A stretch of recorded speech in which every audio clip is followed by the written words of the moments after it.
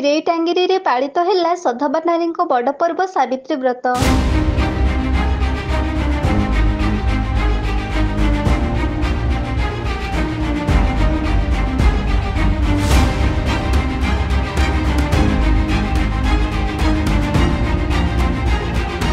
ଗ୍ରୀଷ୍ମର ଉତ୍ତାପ ସହିତ ଧୋ ଧୋ ଖରାର ଅସହ୍ୟ ତାତି ଜନଜୀବନକୁ ଅସ୍ତବ୍ୟସ୍ତ କରିଦେଉଛି।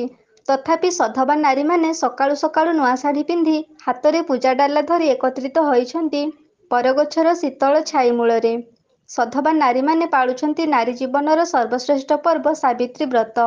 ଏ ଦୃଶ୍ୟ ହେଉଛି କେନ୍ଦୁଝର ଜିଲ୍ଲା ପାଟଣା ବ୍ଲକ ଅନ୍ତର୍ଗତ ଖିରେଇଟାଙ୍ଗିରି ମୁଖ୍ୟ ବଜାରର।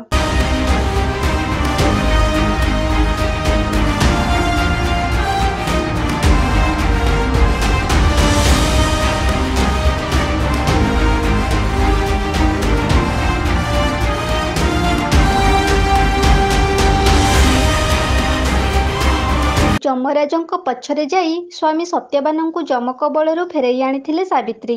ସାବିତ୍ରୀଙ୍କ ଅଗାଢ଼ ଭକ୍ତି, ବିଶ୍ୱାସ, ନିଷ୍ଠା ଆଉ ସ୍ୱାମୀ ଭକ୍ତିର ସତୀତ୍ୱରେ ଯମରାଜ ସତ୍ୟବାନଙ୍କୁ ରଖିପାରିବାରେ ସକ୍ଷମ ହୋଇନଥିଲେ। ହିନ୍ଦୁ ଶାସ୍ତ୍ରର ସେହି ପୌରାଣିକ କଥାକୁ ମନେ ପକାଇ ସଧବା ନାରୀମାନେ ସ୍ୱାମୀଙ୍କ ଦୀର୍ଘ ଜୀବନ କାମନା କରି ବିଧିମତେ ପୂଜା କରିଥାନ୍ତି।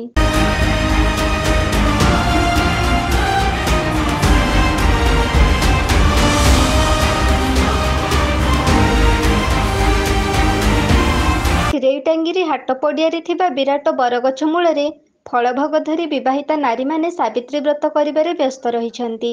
ବିବାହିତା ନାରୀମାନଙ୍କ ସାବିତ୍ରୀ ବ୍ରତ ଏକ ବଡ଼ ପର୍ବ ହୋଇଥିବା ଯୋଗୁଁ ଆଜି ଖିରେଇଟାଙ୍ଗିରି ହାଟ ପଡ଼ିଆ ଖୁବ୍ ଚଳଚଞ୍ଚଳ ହୋଇଉଠିଥିଲା। ସମସ୍ତଙ୍କ ମନରେ ଭରିଯାଇଛି ଆନନ୍ଦର ପ୍ରତିଛବି। ଆଶା ଓ ବିଶ୍ୱାସରେ ସମସ୍ତେ ବାନ୍ଧି ହୋଇ ଯାଇଛନ୍ତି ହିନ୍ଦୁ ଶାସ୍ତ୍ରର ସେହି ପୌରାଣିକ ପରମ୍ପରାରେ। ଯେଉଁଠି ପୂଜା କରିଲେ ମଧ୍ୟ ବରଗଛ ମୂଳେ ପୂଜା କରିବା ନିହାତି ଆବଶ୍ୟକ ବୋଲି ବରଗଛ ମୂଳେ ସାବିତ୍ରୀମାନଙ୍କ ଖୁବ୍ ଭିଡ଼ ଜମିଥିବାର ଦେଖିବାକୁ ମିଳିଛି।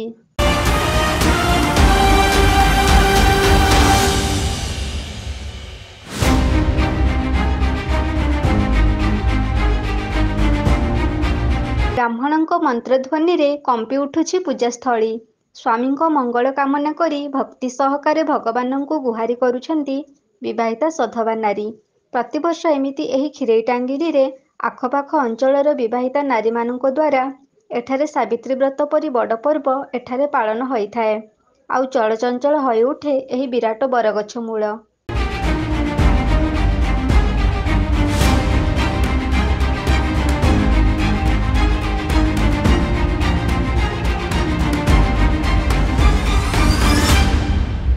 ପାଟଣାରୁ ଦେବାନନ୍ଦ ମହାନ୍ତଙ୍କ ରିପୋର୍ଟ, এবি ନ୍ୟୁଜ୍।